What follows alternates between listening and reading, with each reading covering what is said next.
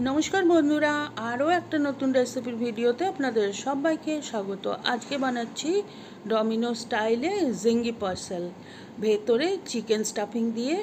এটা ভীষণ ভালো খেতে হয়, বাচ্চারা খুব পছন্দ করবে। তো আসুন দেখে নিই রেসিপিটা। একটা বাটিতে 2 চামচ চিনি আর 1 চামচ অ্যাক্টিভ ড্রাই ইস্ট দিয়েছি, আর তারপরে 1/4 কাপ ঈষদ উষ্ণ গরম দুধ দিয়ে এটাকে 10 মিনিট ঢেকে রাখবো। 10 মিনিট বাদে দেখবেন এইভাবে ফুলে উঠেছে, তার মানে ইস্টটা অ্যাক্টিভেট হয়ে গেছে।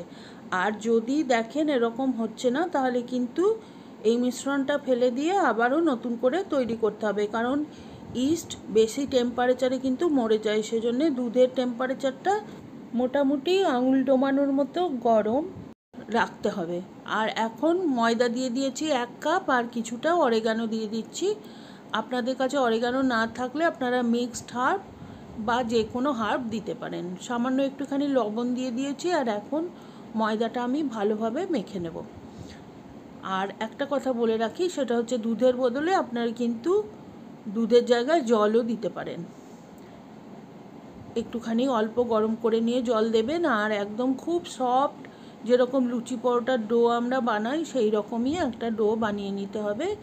আর ময়দাটা ভালো করে ঠেসে মেখে নিতে হবে। যত ভালোভাবে মেখে নিতে পারবেন ততই কিন্তু ব্রেডটা ভালো হবে। আর এখন ময়দাটা আমি বাটির মধ্যে কিছুক্ষণ রেখে দেব, প্রায় 1 ঘন্টা রেখে দেবো। ওপরে একটুখানি সাদা তেল লাগিয়ে নিচ্ছি, আর বাটিটাতেও একটুখানি সাদা তেল লাগিয়ে নেব। তারপরে এটাকে ঢেকে যে কোনো গরম জায়গায় 1 ঘন্টা অন্ততপক্ষে রেখে দিতে হবে, যতক্ষণ পর্যন্ত না ময়দাটা ফুলে ডাবল হয়। আর এর মধ্যে আমি বানিয়ে নিচ্ছি স্টাফিংটা। তার জন্য কড়াইতে গরম করতে দিয়েছি সাদা তেল। 8-10 কোয়া রসুন সরু সরু করে কুচি করে নিয়েছি, আর এখন রসুনটা ভালোভাবে ভেজে নেব। রসুন ভাজার সুন্দর গন্ধ বেরিয়ে গেলে দিয়ে দিচ্ছি 2টো কাঁচা লঙ্কা কুচি। ঝালটা আপনারা যেরকম খান সেই অনুযায়ী দেবেন। 1/2 ইঞ্চি আদা পাতলা পাতলা করে কুচি করে নিয়েছি, সেটাও দিয়ে দিলাম।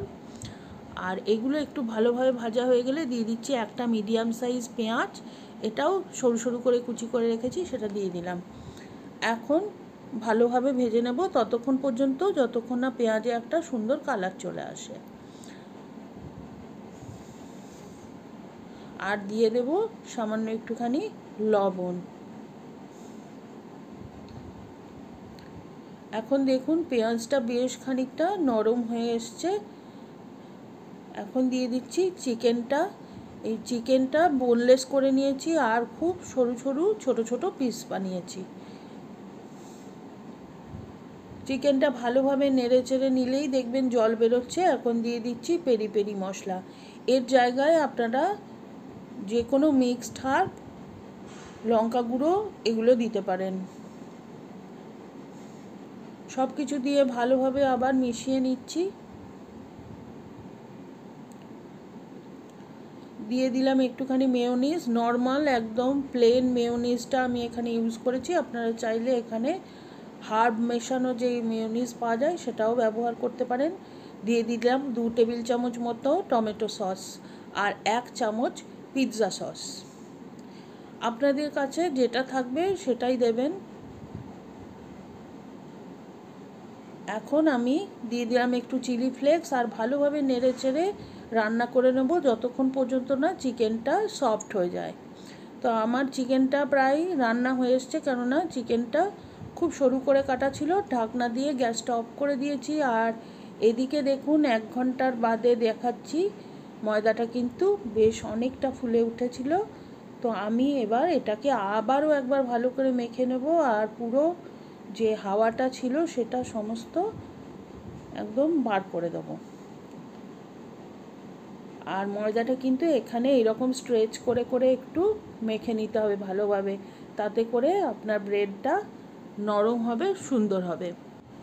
এইভাবে ময়দাটা তৈরি করে নিয়ে আপনারা নর্মাল ফ্রিজে রেখে দিতে পারেন আগের দিন, পরের দিন আপনারা জিঙ্গি পার্সেলটা বানাবেন, সেটাও হয়। আর আমি সঙ্গে সঙ্গে তৈরি করছি, লেচি করে নিচ্ছি।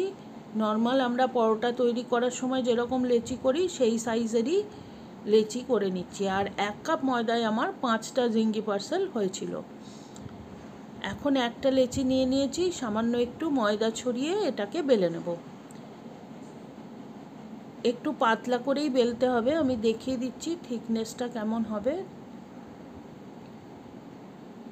দেখুন এই রকম থিকনেসের একটা গোল রুটির মতো তৈরি করে আমি এখন এইভাবে ভাঁজ করে নেব।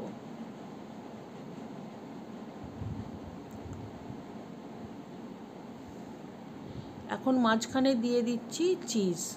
আমি এখানে চেডডার চিজ দিচ্ছি কারণ আমার কাছে এটাই ছিল, আপনারা চাইলে মোজারেলা বা প্রসেস চিজও দিতে পারেন। তারপরে দিয়ে দিচ্ছি যে চিকেনের পুরটা তৈরি করেছিলাম সেটা, আর ওপরে আমি দিয়ে দিচ্ছি স্লাইসড প্রসেসড চিজ।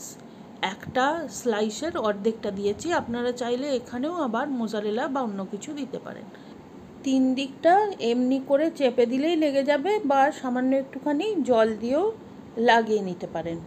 একটা প্লেটে আমার 3টে জিঙ্গি পার্সেল আছে, আর একটা প্লেটে 2টো আছে। আর এখন একটা বাটির মধ্যে একটা ডিমের কুসুম আর 1 টেবিল চামচ দুধ দিয়ে ভালোভাবে গুলিয়ে নিচ্ছি। এটা আমি প্রত্যেকটা পার্সেলের ওপরে ব্রাশ করে দেবো। এতে বেকিং হওয়ার পরে সুন্দর ওপরে একটা ব্রাউন কালার আসবে। আপনারা চাইলে শুধু ডিম বা শুধু দুধের সাথে সামান্য একটু চিনি গুলে নিয়েও ব্রাশ করতে পারেন, তাতেও একই টাইপের কালার আসবে।